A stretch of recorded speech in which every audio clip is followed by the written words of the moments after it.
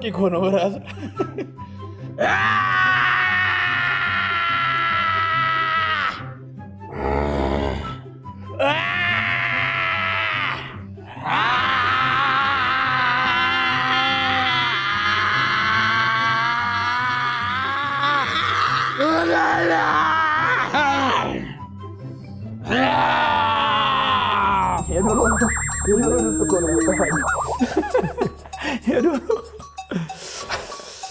ሰምታባብሽ ማለት ነው እንዴ? አንድ ሙሉ ፍየል እንደበላ ሰማ።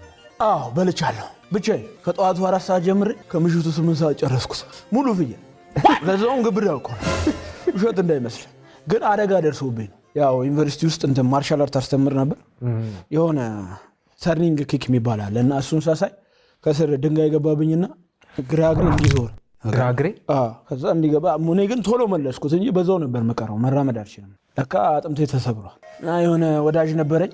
አንድ ፍየል ነው የሆሳና ፍየል ለዛው። እሱም ብቻ እኮ አይደለም ወደ 5 ሊትር ወተት ምናምን እና የእንሰት አመቾ ነው ምናምን ይባል አመቾ ከሱ ጋር ነው። ፍየሉ ብቻ አይደለም። ታስመሰግናለህ። ሙሉ ፍየል ጠቃረው። ከዛ በኋላ እንደውም በቃ ሴዶ ምን ማለት? ሴዶ ማለት ጥበብን ፍለጋ ማለት ነው። ዋው። ማለት በጉራግኛ ፈልግ ማለት ነው። ዋው። ዶ ማለት በኮሪያኛ ጥበብ ማለት ነው። በኮሪያኛና በጉራግኛ ቃል የተጣመረ ነው።